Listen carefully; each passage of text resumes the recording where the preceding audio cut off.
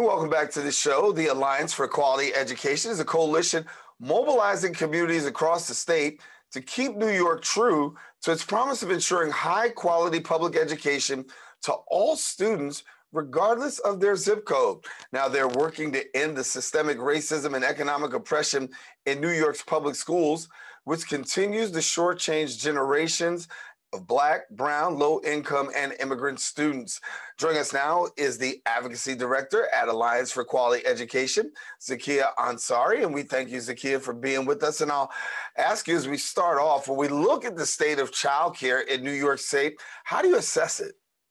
We need to make sure that we are fully funding it. You know, during the pandemic, we lost 1,500 providers, and we are in this fast pace, don't say I agree with it, from the governor and this nation to move forward and just get back to normal and get people to work. But we have yet to really invest in New York State and nationally and what it will take to actually provide free or affordable childcare for anyone who needs it, no matter their immigration status.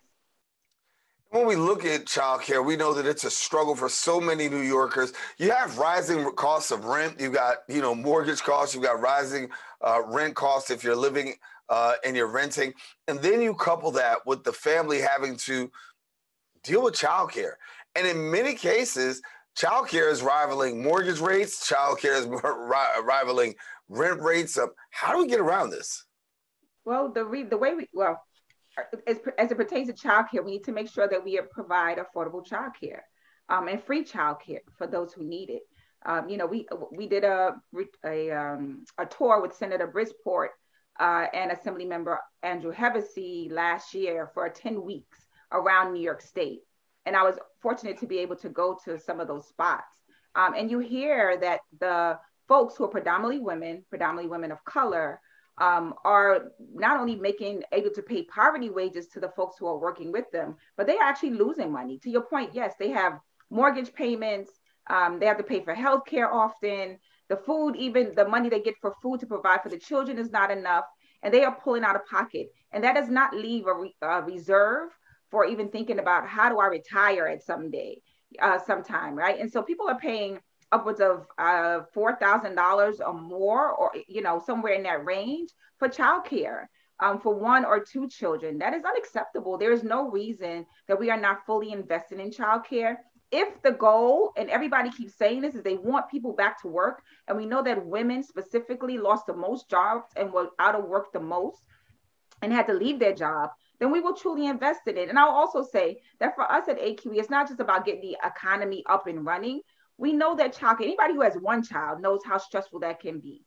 So imagine if we truly invest in that so that parents can just drop their children off at a quality childcare that's going to take care of their child because they need a mental break. Can we think about that too? It's a mental health issue as well. Yeah. So we hear the word universal childcare moving around, and we know that a lot of people are pushing for universal childcare. For somebody who may not be so familiar, can you break that down for our viewers? What does universal childcare look like? I think ultimately it really is providing and ensuring, again, that it's free and affordable, that they're immigrant, regardless of your immigrant status, that you are able to partake in that. We know many of the folks who are doing, when you call that, when you're getting deliveries over the pandemic, it was predominantly immigrant Black and Brown folks who are making poverty wages, period, who can do this. So it's an opportunity to ensure, again, that there is no stipulation on how much you have to make to do this, but that we are providing free or affordable childcare for everyone. It's really clear. It's not a big lift. We have an abundance of dollars. We have a surplus of almost $10 billion. We can do it. It has always been about the political will. At AQE, we've been part of this narrative with the Empire State Childcare Campaign for more than 7 years. And this is not new to us, this struggle. But one thing that's really clear is that this pandemic has made everybody pay attention. And we need to make sure that happens ASAP and in this budget. From your estimation, I understand that you feel as though more New Yorkers and most New Yorkers live in what we call a childcare desert. How do you define a childcare desert? That means when you have to travel way beyond where you live to actually find a space for your child that's safe and affordable. Not even affordable, because most of them are not, but a safe place that when you come home from work and you get off that train, you don't have to then take another bus and another train to get home, right? And so we know that in our communities, there's so many. If you look around, there's hardly any in our communities. And also, again, we lost 1,500 spaces during the pandemic. So there's even less than what we had before. That is unacceptable in a moment where we know that if you, again, economic development, mental health issue, public safety issue, women's issue, this is all those things. If we truly believe that we want to invest in it, then we will do that and ensure that there are no childcare deserts and that everyone has the opportunity to provide, to receive free and affordable childcare. We're coming up on the budget season, particularly for the state and local entities. When we look at the budget, we know that there have been talks about massive cuts in certain areas, given the fact that a lot of us are still trying to rebound out of this COVID-19 pandemic. When it comes to childcare, what are you hearing by way of elected officials and budget? Well, the governor, at that tour that I mentioned, the governor actually came to the last tour date that we had and really shared with parents that she was all in on making sure it was a personal issue to her. But what we didn't see in the executive budget is actually dollars that match what she shared. And so it's been a constant push for initially it was around $5 billion. So the one houses came out last week from the Senate, New York Senate, and the New York State Assembly. And they had they had $3 billion. Maybe some had a little more than $3 billion. And they really listened to the voices of parents and community members. We're in this moment right now, we're saying not less than $3 billion. Again, an expansion of access to free or affordable childcare to as many families, including immigrant families, and an investment in the workforce that will return and attract and sustain this vital sector of the economy. That is another important piece that I forgot to talk about, which is that the folks that are doing this work, the early childhood educators who are doing this work are making poverty wages. That is unacceptable. And so we need to make sure that we are doing both at the same time, providing more slots and access to free and affordable childcare and ensuring that those wages that they receive are wages that meet and exceed their living wage. Yeah. And so your work, because you're the Advocacy Director at the Alliance for Quality Education. If you're just joining us, I'm talking to Zakiyah Ansari. And as I said, Advocacy Director for the Alliance of Quality Education. And so give us a little introduction into your organization and the work that you're doing with Boots on the Ground. Absolutely. So AQE was created as the organizing arm in 2000. So we are 21 years old. We've been doing this for 2 decades. Myself as well have been doing this for 2 decades. I have 8 children who went through the public school system. And so that was my entree into AQE as a parent who was just caring about education, but had no idea what organizing was. And so over the 20 years that we've been around, we had been initially just fighting for the fulfillment of the Campaign for Fiscal Equity lawsuit.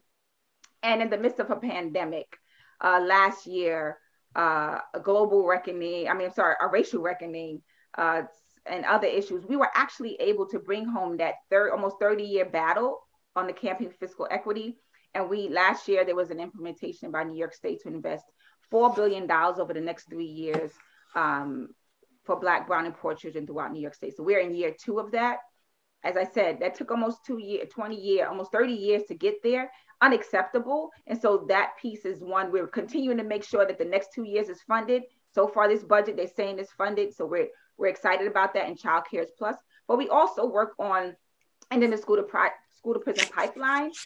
So we have a solutions not suspensions bill on the statewide level that we're hoping to get passed again this year. It is held by Assemblywoman Nolan in the Assembly, and initially it was by Senator Montgomery in the Senate. And so we're hoping to get that. That would reduce suspensions. Believe it or not, a child can be suspended for 180 days, and that's not considered an expulsion. So reduce those suspensions from 180 days, the max, to 20 days, to ensure we are providing restorative justice practices, that it's not punishment, that we are disciplining children is much different than punishing children. And Black and Brown and Poor children are always on the other end of punishment and not necessarily discipline. And that we would eliminate suspensions in grades K to 3. And so there's so much other things, culturally responsive education. We are statewide advocacy, as you shared, doing a lot of work, really important work. And we need more folks on the ground. We are engaging parents and community members who helped us actually get to that victory, along with Senator Robert Jackson. But there's always work to be done, always work to be done. Yeah. Widen the gap in many areas educationally for our children. The fact that they have to now be involved in a virtual environment. Now we're, of course, back to in person, but for that long period of time where they were engaged in a virtual environment, there's that learning gap that so many people talked of. And then you have the social isolation. What are some of the other things that you're concerned of coming out of the COVID pandemic where we are going to have to deal with in the area of our children? Yeah, I mean, I don't think, we moved at the speed of capitalism and not at the speed of care. And that's across the board for adults as well as young people. And from the very beginning, AQE had of the pandemic, we pulled together community conversations with parents and young people and educators to find out what they wanted, these big amount of federal dollars that New York State got of up to $13 billion of the COVID relief dollars over the 3 implementations of it. And a lot of it centered on social emotional learning. And we continue not to focus on that because I don't know why. I think people think it's mushy and it's squishy, and they're so hell bent on ensuring that there are passing tests, that they are not worried about what's here in their heart. And there is so much pain that's happening. And so a lot of what we're concerned about, one, is that young people are back in school, but so are educators. And people have experienced a lot of trauma, a lot of pain, and we have yet to ensure that happens. So we have tons of police in schools, but we don't have, many schools don't have social workers. Unacceptable, right, in this moment. And that's for educators as well. I got to keep bringing it back to the adults and families in this space who experience death. They experience, food deserts. They experience uncertainty, many students in temporary housing. So we are really concerned about the well-being of our young people as a whole and our educators as a whole, right? Will there be more suspensions because people are just on 10 and they haven't realized and we haven't figured out as a system how we're going to really work to ensure that we have more social workers, school counselors, and others in schools to support not only the young people, but the adults and families in those schools. And so that will that increase suspensions? Will our young people, how will we gauge if they're successful? This is not about going back to testing them to death. It's about making sure that they understand it's not about dumbing down what they're receiving. It's about accelerating those spaces. So, and listening to young people. So there's a lot of concerns that were happening that are now, but we were concerned about even before, but they have been exacerbated, to your point, from the pandemic, and we can do better. So it's time for us to really focus on social emotional learning in a real way, that we are asking young people, what is it that they need to feel whole, to be whole, and to feel whole and held, actually, right? And often when we talk to them, it is not more police in schools. And so we need to really focus on what it is that young people need so they can be academically successful, but more importantly, healthy holistically. Yeah, the conversation I'm having is that when we look at our young people today, we know that they're dealing with a whole lot of things, right? And coming out of this COVID pandemic, we know that New York City was the hardest hit in all of the nation. There are a lot of families that had to deal with death, immediate family of loved ones. Then we also have the trauma that's associated with it. Many people lived in food insecurity. Many people lived in unemployment and underemployment. And now you're expecting a young person to be able to go to school, and you're expecting them to perform at a high level and pass these classes when many times there's a lot of trauma and there's a lot of emotional baggage that those kids are carrying. And when we go to school, we want the teachers to teach and not necessarily be social workers. But you and I know that sometimes in that learning environment, these teachers have to turn into social workers simply because there's a lack thereof right there in the classroom. It's that. And also, teachers are leaving the profession for so many reasons. Again, there has been no opportunity for them to heal. They have been on the struggle of fighting, whether it's this current struggle around critical race theory, where everybody under the sun is like coming after us for teaching the truth, to actually the pandemic and how it wasn't handled well for educators. They were scared for themselves. They were scared for their families. And then ultimately, like families themselves and children themselves, like this combustion of trauma and pain can only, it's not going to bode well for anybody academically or emotionally. And we have to do better at really addressing that. And childcare is a great way to ensure that, because there are a lot of parents that have babies, and a lot of COVID babies. I don't know if you go on Instagram, you're like, these COVID babies are different than the regular babies, right? These pandemic babies, I should say, are different than the regular babies out there. Parents need a break. People need a break. Grandmas need a break. And we, when rich folks are able to do it and they, drop their kids off, it's cool. When Black and brown folks do it, it's like it's shunned upon, right? And that can't be the case. If we care about everyone, if we want everybody's mental health to be a public safety issue, it's all the things, and it's an economic development issue too, then we will truly invest in it, And I'll just say this real quick, if it's okay. Moms Rising, Make the Road New York, New Settlement Parent Action Committee, who's actually from the South Bronx, and us try to deliver over 1,000 petitions of parents and community members across New York State who said, we want childcare fully funded. And the governor's office in Manhattan wouldn't even receive that. I don't know what it says when we could deliver petitions under a governor under a Cuomo administration, and this governor is not receiving it, right? So they don't even want to hear from the parents and community members. They're not even ready, but they want us to go back to work. There's something wrong with that narrative. That doesn't count. That doesn't bode well. You don't get to get us back to work and push us out there when we have our democracy and we want to express ourselves. You refuse to listen to it or take in what we are trying to offer you. Yeah. So do you feel as though you're being heard as far as the state is concerned? Well, from the governor, no, not yet. We don't. I mean, Friday to me was a perfect example. It didn't take a lot to send somebody down from your office to accept petitions from parents and young people who are out there. Parents brought their kids. And we are advocates and we have a voice. And to not send somebody down says a lot, right? It was pieces of paper that wouldn't take you too much time to send somebody from your office, and they refused to do this. So we needed to mail it in. I think from the Assembly and the Senate, we're excited about that, but we also need people to hold the line. We know this is negotiations. Negotiations go down, they don't go up. And what we're saying at AQE is that not a penny less than $3 billion, not only to provide more slots, free and affordable childcare, but also to ensure that those early childhood educators who are doing this work, who are taking care of our most prized possessions, our babies, not only babies, but from 0 to 13, right? Because this money would fund after school as well. And so we really would be honing and really holding our young people at a high standard and high regard, I should say, by really investing not less than $3 billion in childcare. And so we're going to keep fighting to the end. And we need people to hear us. And so we're going to keep, parents have been making phone calls, and we're going to keep doing that and churning that. So Assembly, Senate Speaker, Andrea Stewart-Cousins, Senate Majority Leader, Andrea Stewart-Cousins, Speaker, Assembly Member Hasty, please, you will be the other folks in the room. Please step up and stand up and fight for no less than $3 billion for childcare this year.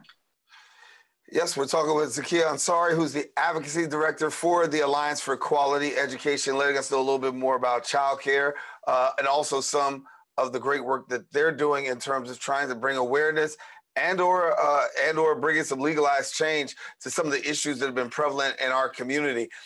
As we wind down our time, I wanted to get an opportunity for you to be able to share with our viewers a little bit more about some of the upcoming initiatives that people could be looking out for coming up in 2022, coming from AQE. Yeah, so it's a few things. The childcare piece is ongoing. The reality is once we get something, it doesn't stop there. It's about implementation and accountability. So we need to, folks, whatever we get on this childcare, we're hoping it's $3 billion. It won't be the end of it. There will be something that needs to happen. We will all need to have our eyes open and making sure that these slots, that we are providing more, that we follow through on, that New York State follows through on all the things. There also is a level of accountability around the federal dollars. We are still working to make sure that districts across New York State and New York City specifically, we account for the $6 billion that New York City received from the federal government. We are still trying to figure out how those dollars were spent. So we need all hands on deck on that front. What did your school receive? How are they spending the dollars? And then lastly, New York City as well, we will be supporting and working with New Yorkers for Racially Just Public Schools around the city budget, because what you get from the state now will go to New York City, and we need to make sure that that money gets spent in the right ways as well, right? So again, the work doesn't stop, but we need folks, follow us on AQENY.org. There's constantly things that can happen in online actions, et cetera. We are going to have a briefing of where we are right now. So if you go to our website, you can email me as well, Zakiyah@AQENY.org. I can send you that link. We're going to be briefing everyone on where we are in childcare as well. So you can find out what's happening in this moment in real time. So thank you for having us on, Daren. Really appreciate it. No, Zakiyah, I really appreciate you coming and sharing. I think there's some very prevalent issues that we're dealing with. And it's important that New Yorkers take a look, and not only a look, but really be able to lend their voice to when we talk about childcare, when we talk about what's going on with our children in schools. I don't think really, that a lot of times the support that they need. We mean well, but sometimes we just don't know how to do well by giving them our back, by recognizing the trauma and the drama that they've had to deal with. And I often tell people in my circles that many of our kids today have to deal with some things worse than the generations before us. And people say, how can that be? Because, the racial thing is better. The wealth isn't better. Some of the programs that we're dealing with haven't seen improvement in a while. And so thank you for the work that you do in terms of bringing those things to the forefront, letting our viewers know what's needed and how they can actually be a part. Thank you. All righty, Zakiyah. Well, we're going to leave it there. I want you to know that that's Zakiyah Ansari, Advocacy Director for the Alliance for Quality Education. And I want you to stay with us because guess what? We do have more here on the Social Justice Forums. We're going to take a quick break and we'll be back with more coming up after this.